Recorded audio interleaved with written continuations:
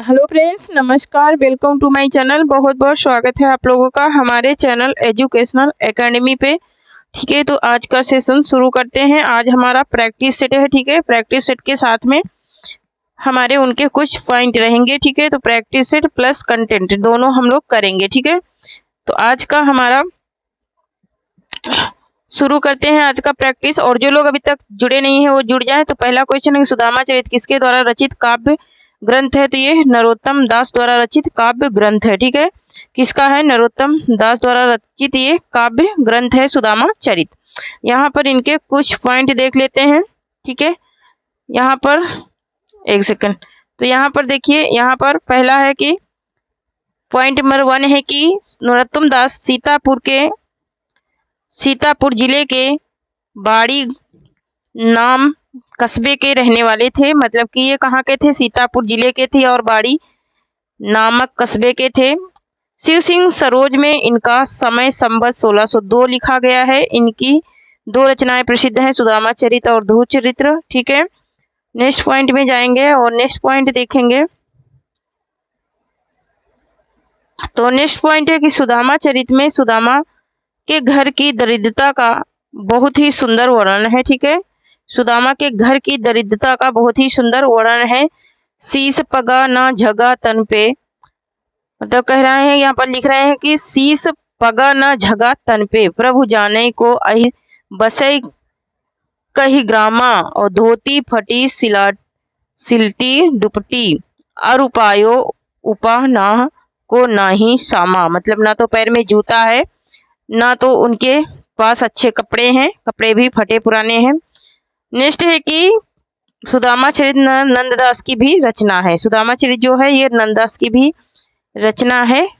Next point देखेंगे। Next question है हमारा कि कबीर का हठ योग किस साहित्य से प्रभावित है? ठीक है, कबीर का जो हठ योग है ये किस साहित्य से प्रभावित है, ये पूछ रहा है। तो ये प्रभावित है सिद्ध साहित्य से। किससे प्रभावित है? ये सिद्ध साहित्य से प्रभावित है। ठीक है, नेक्स्ट पॉइंट देखेंगे कबीर दास के बारे में। नेक्स्ट पॉइंट क्या है वो देखेंगे। तो यहाँ पर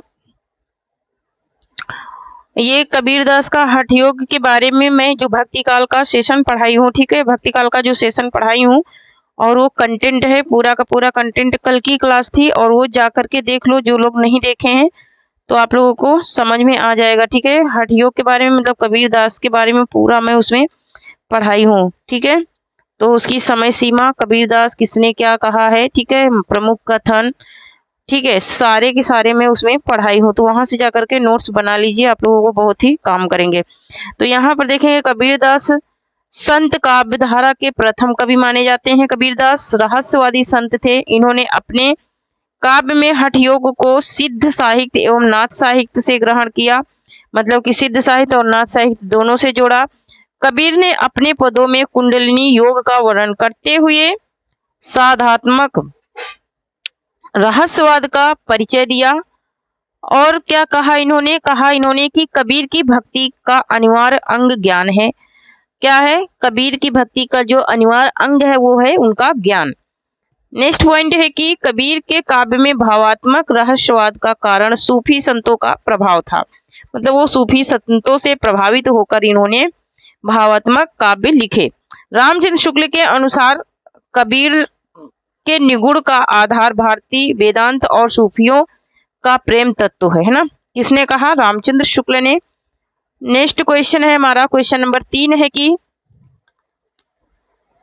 माई न होती बाप न होते ना होत काया, हम नहीं होते तुम नहीं होते कौन कहाँ ते आया। उपयुक्त काव्य पंक्ति किन निम्न में से किस संत काव्य की है?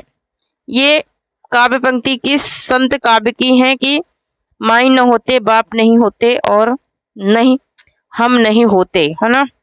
तो ये किसका है? तो ये है किसका? ये यहाँ पर ऑप्शन नंबर सी राइट हो जाएगा। ये नरोत्तम दास का है। ठीक है, किसका है? नरोत्तम दास का है।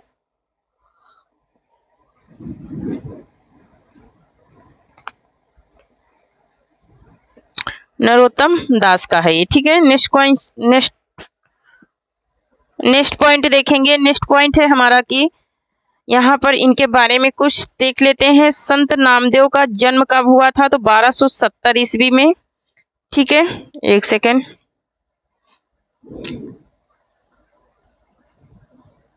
संत नामदेव का जन्म कब हुआ था? तो 1270 ईस्वी में नरसी ब्राह्मणी नामक ग्राम, यहाँ पर सितारा नहीं सतारा होगा, सीखे, सतारा महाराष्ट्र में इनका जन्म हुआ था, सितारा में नहीं, सतारा महाराष्ट्र में हुआ था। इन्हें विठोवा संत भी कहा जाता है। इनके गुरु का नाम विठोवा खेचर है। क्या है? इनके गुरु का नाम विठोवा खेचर है। महाराष्ट्र के संतों में नामदेव का नाम सबसे पहले लिया जाता है। डॉक्टर रामकुमार वर्मा एवं गणपत चंद्र गुप्त ने भक्ति काल के प्रथम कवि के रूप में इनको माना है। किसको? नामदेव को। ठीक है, नेक्स्ट पॉइंट देखेंगे। नेक्स्ट है, ये बरकरी संप्रदाय के प्रमुख संत थे। इन्होंने भक्ति के सगुण एवं निर्गुण दोनों मार्गों को अपनाया, मतलब सगुण भक्ति भी किया और निर्गुण भी किया। नेक्स्ट है कि सगुण भक्ति के पदों की भाषा है ब्रज तथा निगुण पदों की भाषा क्या है? खड़ी बोली है। और क्या है? शतुक्कड़ी है। ठीक है, नामदेव की भाषा खड़ी बोली एवं ब्रज मिश्रित है। इन्होंने अभंग पदों की रचना मराठी भाषा में की। नामदेव की रचनाएं हैं गुरु ग्रंथ साहिब में क्या है? संकलित हैं। इनकी रचनाएं जो हैं वो गुरु ग्रंथ साहब में संकलित हैं। तो ये तो रहा इनका कुछ इम्पोर्टेंट, इनके बारे में कुछ इम्पोर्टेंट पॉइंट। किसके बारे में? नामदेव के बारे में। नेक्स्ट क्वेश्चन देखेंगे। क्वेश्चन नंबर 4 है हमारा कि जफरनामा और चंडी चरित्र किसकी विशिष्ट साहित्यिक रचना है? तो ये गुरु गोविंद सिंह की है। ठीक है, किसकी है ये गुरु गोविंद सिंह की रचना है। नेक्स्ट पॉइंट पे जाएंगे। अब यहाँ पर इनके बारे में थोड़ा सा देख लेते हैं। तो गुरु गोविंद सिंह गुरु तेग बहादुर के पुत्र थे। ठीक है, गुरु गोविंद सिंह क्या थे? गुरु तेग बहादुर के पुत्र थे। गुरु गोविंद सिंह सिखों के 10वें गुरु एवं अंतिम गुरु थे। गुरु गोविंद सिंह ने खालसा पंथ का निर्माण कराया था। इन्होंने ही गुरुओं की परंपरा को समाप्त की एवं स्वयं को अंतिम गुरु कहा। इनके दरबार में 52 कवियों का आश्रय प्राप्त था। इनकी प्रमुख रचनाएं निम्न हैं। दशम ग्रंथ, विचित्र नाटक, जप साहिब या फिर और आगे क्या है? शास्त्र नामा माला। तो ये तो थी इनकी कुछ प्रमुख रचनाएं। नेक्स्ट क्वेश्चन देखेंगे। यहाँ पर देखिए, जफरनामा औरंगजेब को लिखे गए पत्रों का संकलन है। इनका जो जफरनामा है वो औरंगजेब के लिखे गए पत्रों का क्या है? संकलन है। नेक्स्ट क्वेश्चन है हमारा कि कबीर की भाषा के संदर्भ में कौन सा कथन सही नहीं है? तो साहित्यिक कोमलता इनकी भाषा में नहीं थी। ठीक है, क्या नहीं था? साहित्यिक कोमलता इनकी भाषा में नहीं थी। किसकी भाषा में? कबीर दास की। ठीक है, यहाँ पर इनके बारे में देख लेते हैं थोड़ा सा।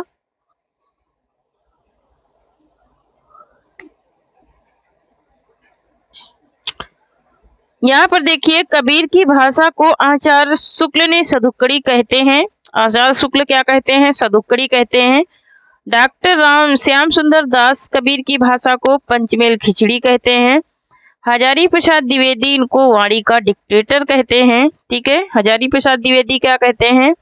वाणी का डिक्टेटर कहते हैं। और कबीर जन सम्मान के कवि कहलाते हैं। उन्होंने सीधी सरल भाषा को अपनाया। उनकी भाषा में उनकी अनेक भाषाओं के शब्द जैसे खड़ी बोली, पूर्वी हिंदी, राजस्थानी, पंजाबी, ब्रजभाषा और अवधी प्रयुक्त होती है। आचार्य शुक्ल के अनुसार भाषा बहुत परिष्कृत और परिमार्जित न होने पर भी कबीर की उक्तियों में कहीं कहीं विलक्षण प्रभाव और चमत्कार है। प्रतिभा उनमें बड़ी प्रखर थी। ये किसका कहना था? तो ये आचार्य रामचंद्र शुक्ल का कहना था। ठीक है, किसका कहना था? आचार्य रामचंद्र शुक्ल का कहना था। ठीक है, नेक्स्ट देखेंगे। तो नेक्स्ट हमारा है कि पद्मावत को हिंदी में अपने ढंग की अकेली ट्रेजिक कृति कहने का वाले आलोचक हैं। वो है कौन? विजय देव नारायण शाही हैं। कौन है? तो विजय देव नारायण शाही हैं। यहाँ पर इनके बारे में कुछ पॉइंट देख लेते हैं विजय देव नारायण शाही के बारे में। विजय देव नारायण शाही तीसरा सप्तक 1959 में संकलित कवियों में एक हैं। मतलब कि ये तीसरे सप्तक के कवि भी हैं। क्या हैं? तीसरे सप्तक के कवि भी हैं। कौन? विजय देव नारायण शाही। विजय देव नारायण शाही हिंदी साहित्य के नई कविता दौर के प्रसिद्ध कवि भी माने जाते हैं और आलोचक भी माने जाते हैं। इन्होंने नई कविता में लघु मानव की प्रतिष्ठा की है। विजय देव नारायण शाही का सर्वाधिक प्रसिद्ध निबंध में है। प्रसिद्धि इनकी किसमें हुई है? निबंध में। लघु मानव के बहाने इनका निबंध संग्रह है। हिंदी कविता पर एक बहस एवं शमशेर का काव्यानुभूति का बनावट है। इन्होंने इनका कुछ इनकी जानकारी थी। इनके बारे में देखेंगे, इनके काव्य संग्रह देखेंगे। मछली घर 1966 ईस्वी का है। और सखी किसकी है? 1983 की है। संवाद तुमसे 1990 का है। आवाज हमारी जाएगी 1995 का है। तो ये तो रहा इनका कुछ इनकी जानकारी विजय देव नारायण शाही के बारे में। ठीक है, जो मेन पॉइंट हैं वो मैंने यहाँ पर डाला है। आपको डिटेल में पढ़ना है तो आप मेरे कंटेंट की क्लासें देखिए, सब कुछ पता चल जाएगा। ठीक है, नेक्स्ट है कि निम्न में से किस रचना के आधार पर दक्षिण के शायर नुसरती ने दक्षिणी उर्दू व गुलशने इश्क नाम से एक प्रेम कहानी लिखी। ठीक है, किसने लिखी थी एक प्रेम कहानी? तो ये लिखने वाली प्रेम कहानी किसमें है? तो ये प्रेम कहानी है मधुमालती में। अब देख लेते हैं मधुमालती किसकी रचना है। ठीक है,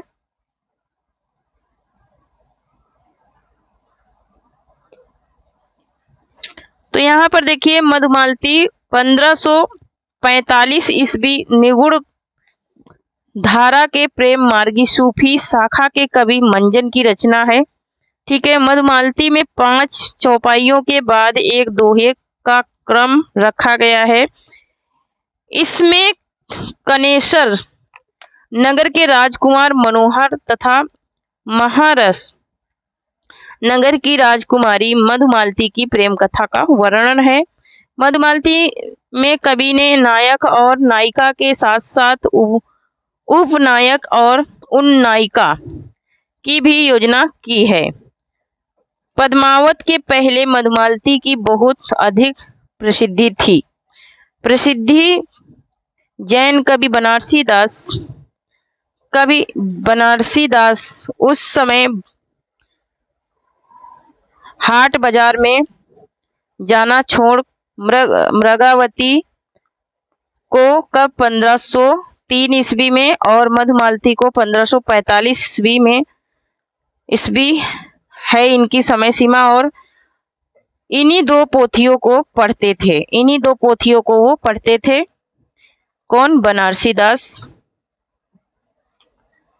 यहाँ ये लिखते हैं तब घर में बैठे रहे और ना ही हाट बाजार मधुमालती मृगावती पोथी दो उजार।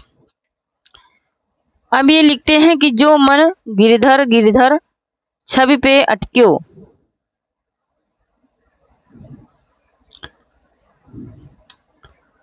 अभी यहाँ पर ये कहते हैं कि ललित त्रिभंग चाल पे चालिकै और चिबंगु चारुगढ़ी ठहिकायो। ये पंक्तियां किसकी हैं? तो ये हैं कृष्णदास की। कृष्णदास के बारे में यहाँ देखते हैं, ये गुजरात के थे।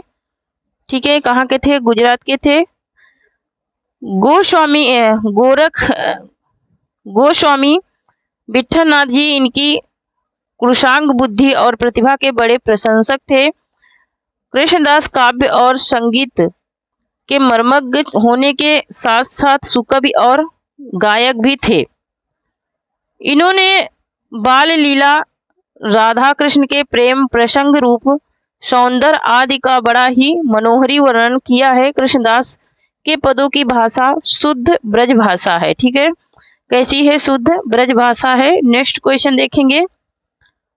नेक्स्ट क्वेश्चन है कि गोरख जगायो जोग भगति भगायो लोग, निगम निगायो तो सो के दी ही छरो सो है। प्रसिद्ध पंक्ति निम्न में से किसकी से संबंधित है?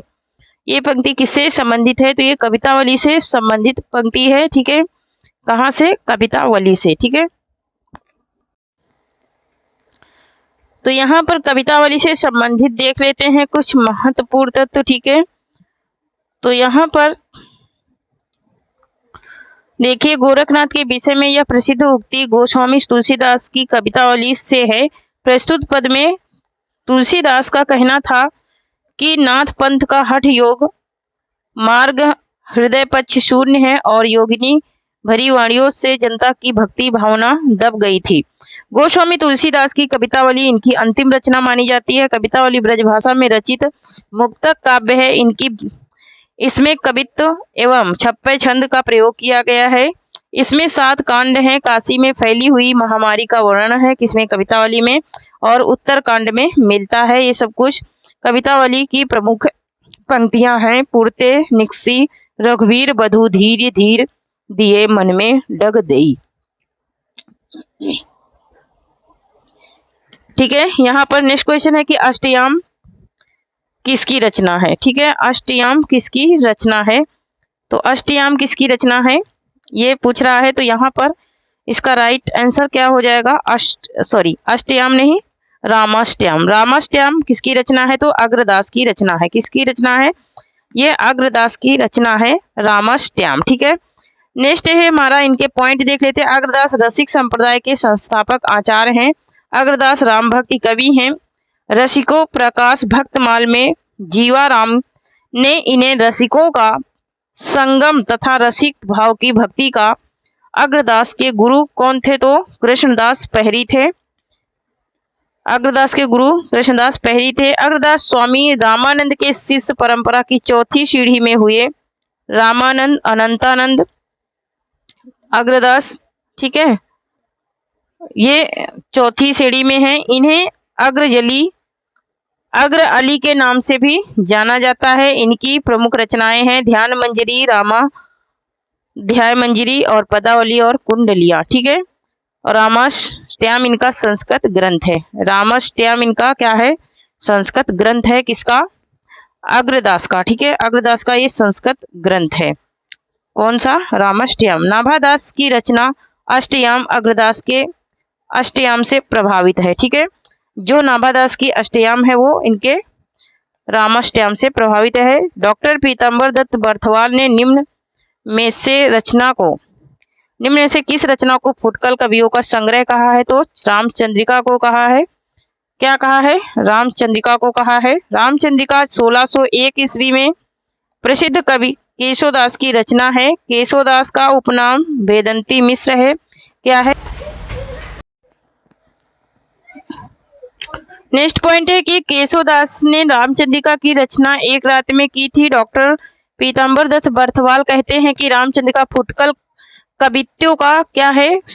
कवित्वों का संग्रह प्रतीत होता है। रामचंद्रिका पर हनुमानाष्टक और प्रसंग रागों का प्रमाण है। रामचंद्रिका की भाषा संस्कृत प्रधान भाषा है। डॉक्टर रामस्वरूप चतुर्वेदी के अनुसार रामचंद्रिका छंदों का क्या है? अजायब घर है। रामस्वरूप चतुर्वेदी के अनुसार छंदों का अजायब घर है। ठीक है, तो ये तो रहे इसके बारे में कुछ मेन पॉइंट। ठीक है, तो छंदों का अजायब घर रामचंद्र शुक्ल ने भी कहा है। ठीक है, किसको? रामचंद्रिका को छंदों का अजायब घर। तो यहाँ पर इसका हजारी प्रसाद द्विवेदी हो जाएगा। नेक्स्ट क्वेश्चन है हमारा कि हजारी प्रसाद द्विवेदी, क्वेश्चन नहीं, यहाँ पर इसके पॉइंट है।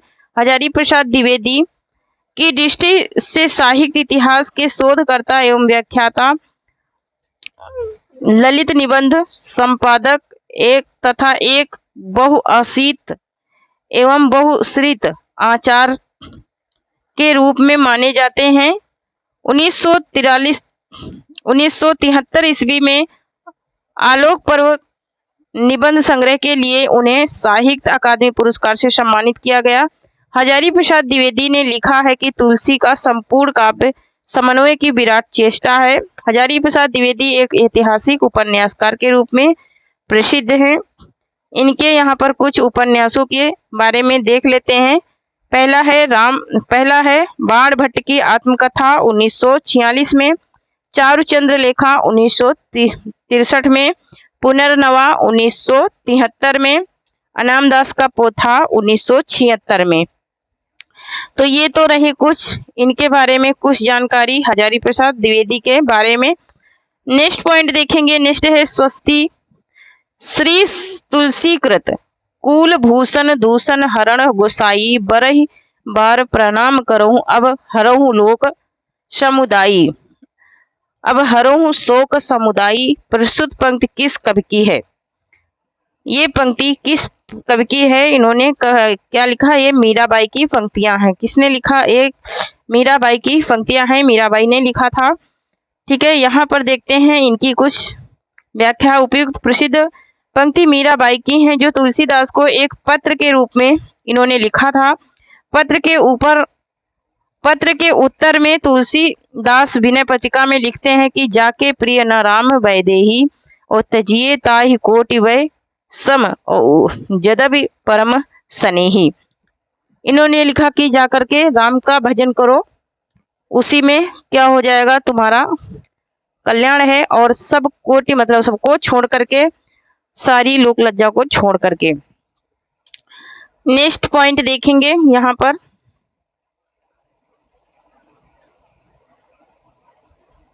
तो नेक्स्ट पॉइंट में देखेंगे इनको। ठीक है, मोस्ट इम्पोर्टेंट ये पंक्तियां हैं। यहाँ पर देखिए मीराबाई के कुछ जानकारी। मीराबाई कृष्ण भक्ति शाखा की प्रमुख कवियत्री है। मीराबाई की रचनाओं में राजस्थानी भाषा की अधिकता है। मीराबाई की उपासना पद्धति कैसी थी? मधुर थी। इनकी निम्न रचनाएं हैं। नरसिंह जी का मायरा, मीरा की गरीबी, राग मलार, राग गोविंद, ये भी है इनकी रचना। मीरा की प्रसिद्धि किससे हुई है? तो पदावली से हुई है। मीरा की पदावली से इनकी सबसे ज्यादा प्रसिद्धि हुई है, जिससे इनको सबसे ज्यादा जाना गया है, वो हुई है इनकी पदावली से। ठीक है, नेक्स्ट पॉइंट पे जाएंगे और देखेंगे कि नेक्स्ट पॉइंट में क्या कह रहा है। यहाँ पर देखेंगे क्वेश्चन है कि कबीर ने जिस प्रकार एक निराकार ईश्वर के लिए भारतीय वेदांत का पल्ला पकड़ा, उसी प्रकार उस भक्ति के लिए सूफियों का प्रेम तत्व लिया और अपना निर्गुण धूमधाम से निकाला। यह कथन किसका है? यह कथन किसका है, ये पूछा जा रहा है। ठीक है, बहुत ही मोस्ट इम्पोर्टेंट क्वेश्चन है यहाँ पे ये। ठीक है, बहुत ही इम्पोर्टेंट क्वेश्चन है। अगर आप लोग मेरी भक्ति काल की कंटेंट वाली क्लास देखेंगे कल वाली, तो आप लोगों को कुछ भी टेंशन नहीं है। तो ये रामचंद्र शुक्ल ने ये बात कही थी इनके बारे में। अब यहाँ पर कुछ पॉइंट देख लेते हैं। रामचंद्र शुक्ल प्रसिद्ध निबंधकार, इतिहासकार और आलोचक हैं। इनकी प्रथम सैद्धांतिक आलोचना काव्य में रहस्यवाद 1929 निबंध में माना जाता है। इन्होंने आलोचना के क्षेत्र में विरोधों का समंजस सिद्धांत का प्रवर्तन किया। आचार्य रामचंद्र शुक्ल आनंद की अभिव्यक्ति के आधार पर काव्य के दो भाग करते हैं। एक है इनका साधनावस्था और दूसरा है आनंद की सिद्धावस्था। ठीक है, एक क्या है? साधनावस्था और दूसरा है आनंद की सिद्धावस्था। आचार्य रामचंद्र शुक्ल का कहना था कि हमें अपनी दृष्टि से दूसरे देशों के साहित्य को देखकर समग्र भक्ति कालीन काव्य पर सर्वप्रथम कौन सी विशेषता लागू होती है? ठीक है, समग्र भक्ति कालीन काव्य पर सर्वप्रथम कौन सी विशेषता लागू होती है, ये पूछ रहा है क्वेश्चन में। ठीक है, क्वेश्चन में क्या पूछ रहा है कि समग्र, तो अहंकार का त्याग, अहंकार का त्याग इसमें लागू किया गया था कि अहंकार का जब तक त्याग नहीं होगा तब तक कुछ भी आगे नहीं हो पाएगा। यहाँ पर देखिए अवतारवाद में विश्वास, जाति प्रथा व निषेध, ईश्वरी अहंकार का त्याग, लीला गायन से सभी भक्तिकालीन, लेकिन भक्तिकालीन कवियों ने ब्रह्मा प्राप्ति में अहंकार को बाधक माना है, इसलिए उन्होंने इसे त्याग पर बल दिया है। नेक्स्ट क्वेश्चन है हमारा कि रामचरितमानस गोस्वामी कृत रचना है। वाक्य में रेखांकित पद की संज्ञा है। वाक्य में रेखांकित पद में कौन सी संज्ञा है ये पूछ रहा है। तो इसमें व्यक्तिवाचक संज्ञा है, गोस्वामी आ गया है इसलिए व्यक्तिवाचक संज्ञा हो जाएगा, है ना। रामचरितमानस क्या है, व्यक्तिवाचक संज्ञा है, गोस्वामी भी व्यक्तिवाचक संज्ञा है। यहाँ की जातिवाचक संज्ञा नहीं है तो खोना ये जातिवाचक संज्ञा नहीं है, ठीक है। नेक्स्ट क्वेश्चन देखेंगे। नेक्स्ट है कि निम्नलिखित में से कौन सी भाववाचक संज्ञा जातिवाचक संज्ञा से निर्मित है। कौन सी संज्ञा जो जातिवाचक संज्ञा से निर्मित है, तो वो है लड़कपन, ठीक है। क्या है, लड़कपन है, ठीक है। क्या है, लड़कपन है जो जातिवाचक संज्ञा से निर्मित है। यहाँ पर देखेंगे सूची, शब्द ए को सूची शब्द टू से मिलाना है, संज्ञा से मिलाना है, ठीक है। तो यहाँ पर देखेंगे हम मिलान वाले में देखेंगे। तो मिलान वाला है हमारा पहला शब्द क्या है, चमड़ा है, ठीक है। पहला शब्द क्या है, चमड़ा है, ठीक है। तो चमड़ा को किससे मिला देंगे, चमड़ा किस में आता है, पदार्थ में आता है, तो पदार्थवाचक संज्ञा हो जाएगी। त्रिपिटक, त्रिपिटक क्या है, त्रिपिटक एक ग्रंथ है, ठीक है। तो ये किस में चला जाएगा, व्यक्तिवाचक संज्ञा में चला जाएगा। मैना क्या है, मैना एक चिड़िया है, तो मैना किस में चली जाएगी, मैना चली जाएगी जातिवाचक संज्ञा में। अमीरी क्या है, अमीरी हमारा इमोशंस हो रहा है, तो ये भाववाचक संज्ञा में चला जाएगा, ठीक है। किस में जाएगा, भाववाचक संज्ञा में। ऑप्शन नंबर यहाँ पर डी राइट हो जाएगा, ठीक है। ऑप्शन नंबर डी राइट हो जाएगा। नेक्स्ट है कि निम्नलिखित में से भाववाचक संज्ञा है। भाववाचक संज्ञा क्या है ये पूछ रहा है, तो यहाँ पर राष्ट्रीयता जो है वो भाववाचक संज्ञा है, ठीक है। तो थैंक यू फ्रेंड्स, आज के लिए इतना ही। तब तक के लिए जय हिंद, जय भारत। आप लोग पढ़ते रहिए, हंसते रहिए, मुस्कुराते रहिए, स्वस्थ रहिए, मस्त रहिए। और जो लोग अभी तक चैनल को नहीं सब्सक्राइब करे हैं, सब्सक्राइब कर लीजिए। जो लोग टेलीग्राम चैनल से नहीं जुड़े हैं, जुड़ जाइए, क्योंकि वहाँ पे हम बहुत सारे कंटेंट डाल चुके हैं। वहाँ पे पीडीएफ हमारे पड़े हुए हैं, ठीक है। तो वहाँ से पीडीएफ भी डाउनलोड कर सकते हैं, और नहीं तो हमारी क्लासों से भी नोट्स बना सकते हैं, ठीक है। थैंक यू, जय हिंद, जय भारत। और जो मैंने कंटेंट की क्लासें पढ़ाई हैं वो जरूर देखिए, ठीक है। थैंक यू, जय हिंद, जय भारत।